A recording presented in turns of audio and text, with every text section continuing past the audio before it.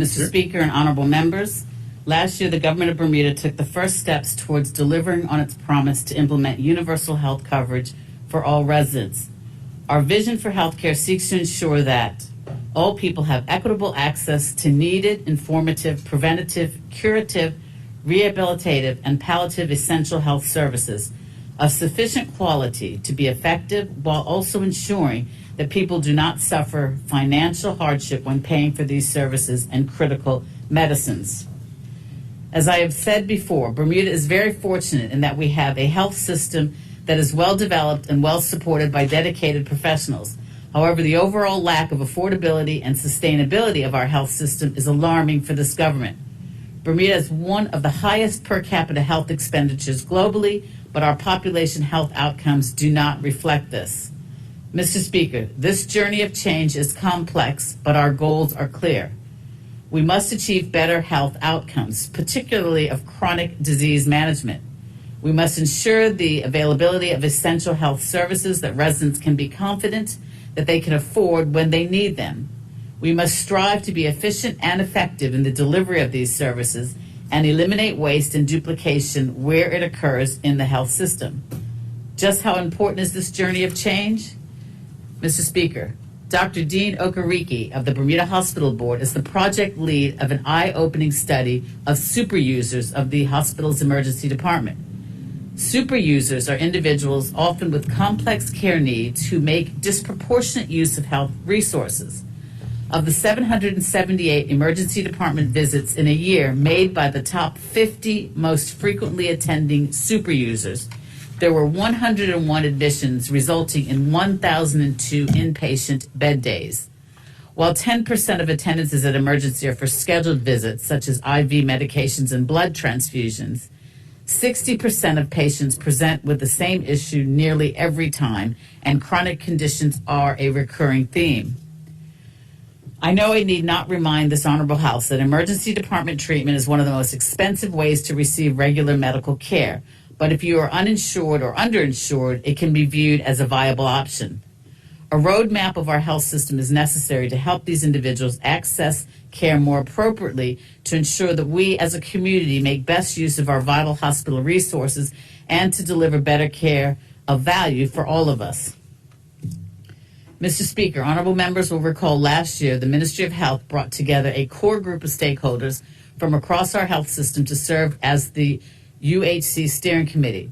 Supported by KPMG, the Steering Committee developed a high-level roadmap for strengthening Bermuda's health care and delivering on universal health coverage. The committee took note of healthcare systems in other jurisdictions, and it is clear that there are many different systems used worldwide to achieve universal health coverage. However, it bears repeating that the approach taken here on our island must be Bermuda-centric. Mr. Speaker, we know that the goal of achieving universal health coverage will be accomplished in stages over several years. During this time, this government will work with our many stakeholders to ensure our decisions and actions are based on and framed by a patient-focused approach that puts the patient's experiences and outcomes at the center of the work on universal health coverage. Mr. Speaker, since delivery of the roadmap, the Uhc Steering Committee has restarted its work, and it's expanded now to include the Chief Medical Officer, representation from the Department of Information and Digital Technologies, and a new patient representative. In this foundational year, the Ministry is working with the Steering Committee on a number of priority projects. 1, the National Digital Health Strategy. A project working group is set up to deliver on a throne speech initiative to deliver a national strategy for digital health that leverages health information systems and connectivity to capture improvements and efficiencies for patients, healthcare providers, and health system payers. Digital health innovation is more than electronic medical records. It has the potential to be a key enabler in the transformation of Bermuda's health care system. Number 2, merging government insurance funds. Another project working group is driving forward the merging of the government insurance funds, which is also a throne speech initiative. The group is starting with the administrative merger of the government employee health insurance with the health insurance department.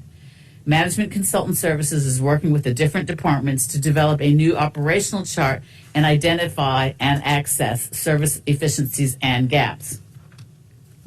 Number 3, agreeing our starting points. The work of determining the baselines of our population's health needs is just starting now. It is important to know and agree our baselines to ensure our efforts are aligned with what the community really needs. With that established, the baselines provide a meaningful starting point for the metrics that will monitor and measure our performance in the future. It is not enough to simply make changes. We must know the improvements those changes bring and know also when we need to correct course.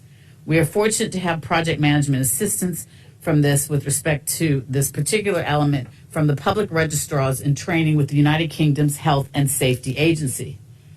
Mr. Speaker, I will pause here to bring to the attention of honorable members a survey currently being conducted by the Bermuda Health Council. The purpose of the survey is to understand the different views of people about health and illness. The survey is intended to support and enable improvements to the healthcare system. This is another step on our journey, and I would urge the public to go to bhec.bm to express your interest in participating so that we can continue to build our information base. Number 4, integrated care pathways. Work on this throne speech initiative is due to begin shortly. Supported by KPMG, the intention is to map selected patient care journeys to provide a comprehensive view of the current state of care for specified conditions. The objective is to address the highest priority and highest care needs first, deliver value, and, of course, be patient-centered with an integrated approach to the care delivered.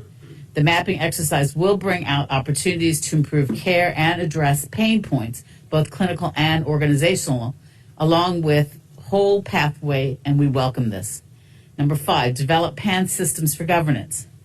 There are many stakeholders involved in Bermuda's healthcare system, and the transitional governance framework is organized to provide a structure for contributions and information sharing across the whole of the system. With the UHC Steering Committee overseeing overall progress towards universal health coverage, a number of additional stakeholders, working groups, and forums will provide a crucial opportunity for joined-up and timely collaboration on projects, policies, and plans. Mr. Speaker, these stakeholding working groups and forums are being formed now, and they are as follows. The Clinical Senate, comprising a wide range of the system's practitioners and professionals, plus the statutory board chairs, and they will focus on medical and health matters.